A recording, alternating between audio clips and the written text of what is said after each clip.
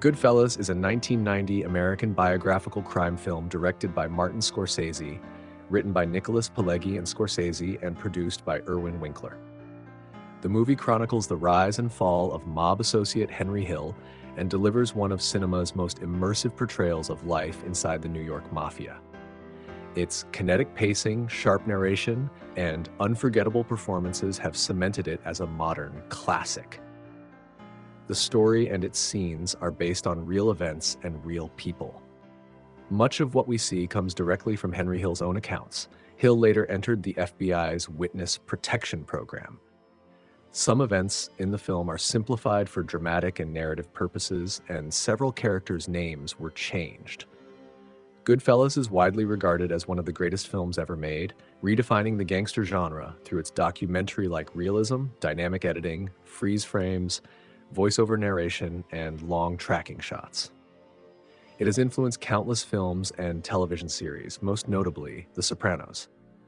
Although its initial box office performance was modest, critical acclaim, awards recognition, and strong home video success established it as a cultural landmark. Today, it is often considered Scorsese's definitive masterpiece and a cornerstone of modern filmmaking. The gunplay in Goodfellas reflects the real, unsentimental violence of organized crime rather than stylized Hollywood shootouts. Weapons are used abruptly and brutally, typically at close range, emphasizing intimidation, control, and execution rather than prolonged action scenes. The film showcases the practical firearms favored by mobsters, the straightforward tactics of ambush killings, and the cold efficiency with which violence is carried out, reinforcing the gritty realism that defines its world. We begin our breakdown of the firearms scene in the film with the weapons used by Robert De Niro's Jimmy Conway, Ray Liotta's Henry Hill, and Joe Pesci's Tommy DeVito.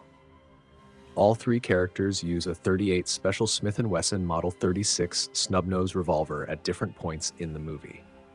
At the start of the film, Jimmy fires a Model 36 into the trunk of a car.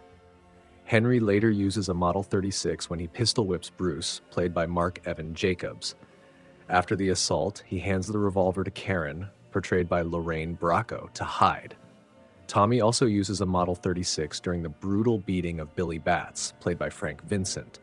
Notably, the revolver's cylinder actually breaks off during the scene, which would require striking with extreme force for a real Model 36 to fail in that way. Tommy later wounds Spider, played by Michael Imperioli, by shooting him in the foot with a revolver. In this same scene, Tommy can be seen carrying a .45 ACP M1911A1 tucked into his waistband. The real-life Tommy, whose actual name was Thomas DeSimone, was famously known as Two-Gun Tommy because he routinely carried two handguns. Later in the film, Tommy kills Spider using his M1911A1 pistol. Tommy also uses a smaller Colt Commander pistol, also chambered in .45 ACP. The gun appears in the scene where Tommy goes to the apartment of Stax Edwards, played by Samuel L. Jackson, and shoots him. In the scene, the pistol is fitted with a suppressor. The Stax shooting scene is both interesting and cleverly executed. In reality, actor Joe Pesci never fires the gun at all during the take. Instead, stage blood is thrown onto the sheets from off-camera on Samuel L. Jackson's side, and Jackson falls onto the bed as if he has just been shot. A suppressed gunshot sound was added later during post-production. The end result is convincing and effective, achieved with a very simple practical technique and without elaborate special effects. It was also a much safer method since firing blank rounds at close range toward an actor is extremely dangerous. In this scene, the appearance of a suppressor on a Colt Commander is not realistic, especially in terms of the pistol's ability to cycle. Firearms based on the 1911 design use a short recoil Browning locking system, which means the gun will not cycle properly without a booster, Nielsen device, in the suppressor.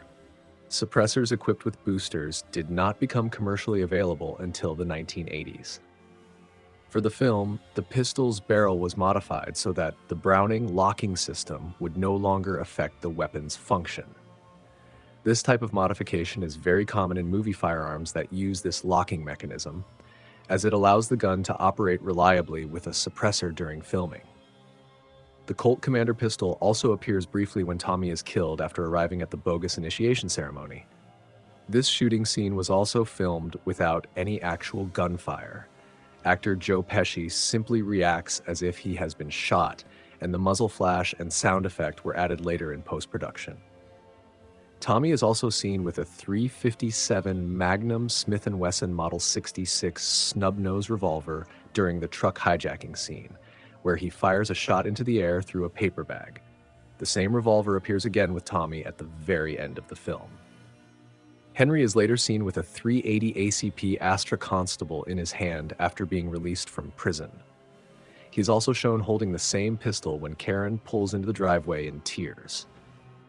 During one of the truck hijackings, Henry threatens the driver with a sawed-off double-barrel shotgun. In the helicopter paranoia sequence, when Henry brings guns to Jimmy and Jimmy tries fitting suppressors onto them, several pistols can be identified. A Heckler & Koch P9S and a Browning High Power, both chambered in 9x19 millimeters, along with a .22 caliber Smith & Wesson Escort. Henry's gun bag also contains a .22 caliber Beretta 87, which he later sells to his Pittsburgh connection. Karen, Henry's wife, is seen holding a .38 Special Smith & Wesson Model 64 when she points it at Henry after discovering he's been cheating on her. This scene contains a continuity error. In some shots, the gun changes. At moments, it appears as a Smith & Wesson Model 60, also chambered in .38 Special. The revolvers can be distinguished by their barrels and cylinders.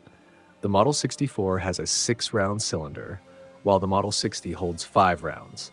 In addition, the Model 60 features a slightly longer barrel than the Model 64. During the 1980 drug bust, Karen hides a nickel-finished Ivor Johnson .380 ACP inside her underwear. In that same 1980 bust scene, when Henry is arrested by an undercover cop, the officer is carrying a nickel-plated FN Browning High Power in 9x19 millimeters, equipped with the distinctive beer can adjustable sights. A notable detail, the undercover cop is portrayed by Bo Dietl, one of the most highly decorated officers in NYPD history. Hope you enjoyed the video. Write in the comments what you thought of the Goodfellas movie and what things and details you found in the movie yourself. Also, remember to like the video, and if you haven't subscribed to the channel yet, it's worth doing so. It's free to subscribe, and you'll be notified when more interesting videos about firearms in movies are uploaded to the channel. The Oklahoma Kid. Shane? Oklahoma Kid? Shane. Oklahoma Kid. That's me. I'm the Oklahoma Kid. You fucking farmer. Thanks, Yahoo, you motherfucker. Come out. I love those fucking. Come on, you.